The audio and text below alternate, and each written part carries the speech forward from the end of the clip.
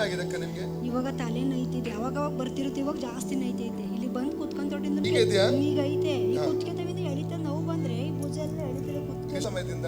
ಒಂದು 3-4 ವರ್ಷದಿಂದ ಐತೆ, ಆದ್ರೆ ಅವಾಗ ಬರ್ತಿರುತ್ತೆ, ಇವಾಗ ಬಂದೈತೆ, ಜಾಸ್ತಿ ಈಗ ಉಂಟಾ ನೋವು? ಇವಾಗ ಐತೆ. ಯೇಸು ಸೌಖ್ಯ ಕೊಡ್ತಾ ನಂಬ್ತಿರಕ್ಕ? ನಂಬ್ತೀನಿ. ತಂದೆ ದೇವರ ಯೇಸುವಿನ ನಾಮದಲ್ಲಿ ಪವಿತ್ರಾತ್ಮನ ಸಹಾಯದೊಂದಿಗೆ ಕರ್ತನೆ ನಿನ್ನ ಪಾದ ಪೀಠಕ್ಕೆ ಬಂದಿದ್ದಾನೆ. ಸಹೋದರಿ ನೇತ್ರ ಅವರ ಆರೋಗ್ಯಕ್ಕಾಗಿ ನಾನು ಪ್ರಾರ್ಥಿಸುತ್ತೇನೆ ಸ್ವಾಮಿ. ಯೇಸಪ್ಪ, ನೀನು ಇವರನ್ನು ಮುಟ್ಟಬೇಕಪ್ಪ.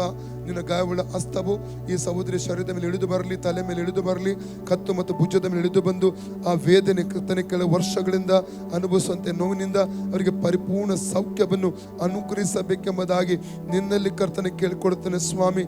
ಯೋಹನ 8:30 ಹೇಳ್ತದೆ, ಮಗನಾದ ಯೇಸು ಕ್ರಿಸ್ತನ ಬಿಡುಗಡೆ ಕೊಟ್ಟರೆ ಶಾಶ್ವತ ಬಿಡುಗಡೆ, ಅದು ಪರಿಪೂರ್ಣ ಬಿಡುಗಡೆ ಎಂಬುದಾಗಿ ಈಗಲೇ ಆ ತಲೆವೇದನೆಗೆ ಅಪ್ಪಣೆ ಕೊಡ್ತಾ ಇದ್ದಾನೆ. ಭುಜ ನೋವಿಗೆ, ಕತ್ತಿ ನೋವಿಗೆ ಅಪ್ಪಣೆ ಕೊಡ್ತಾ ಇದ್ದಾನೆ. ಇವತ್ತಿನಿಂದ ಈ ಕ್ಷಣದಿಂದ ನೀನು ಬಿಟ್ಟು ಹೋಗ್ಬೇಕು ಮತ್ತು ಇವರಿಗೆ ಬರಕ್ಕೆ ಕೊಡೋದು ಆ ನೋವನ್ನುಂಟು ಮಾಡುವಂಥ ಸ್ಪಿರಿಟ್ ಅನ್ನು ಇವರ ಶರೀರದಿಂದ ಯೇಸುವಿನ ನಾಮದಲ್ಲಿ ಮತ್ತೆ 12:20 ಬಂಧಿಸ್ತಾ ಇದ್ದಾನೆ.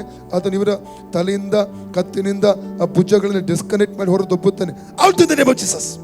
Spirit of headache, spirit of neck pain, spirit of shoulder pain, come out right now in the name of Jesus. ಕರ್ತನ ದೇಶಕ್ರಿಸ್ತನ ಬಾಸುಂಡೆಗಳ ಮೂಲಕ ಸಹೋದರಿ ನೇತ್ರ ಅವರಿಗೆ ಗುಣವಾಯಿತು.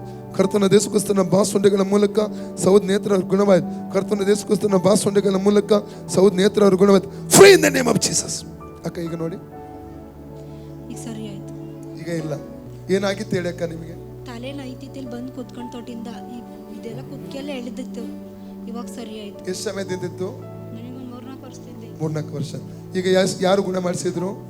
ಹೇಳಿ, ಯೇಸಪ್ಪ ನನಗೆ ಸೌಖ್ಯ ಕೊಟ್ಟದಕ್ಕೆ ನಿನಗೆ ಸ್ತೋತ್ರ. ನಿನಗೆ ಸ್ತೋತ್ರ.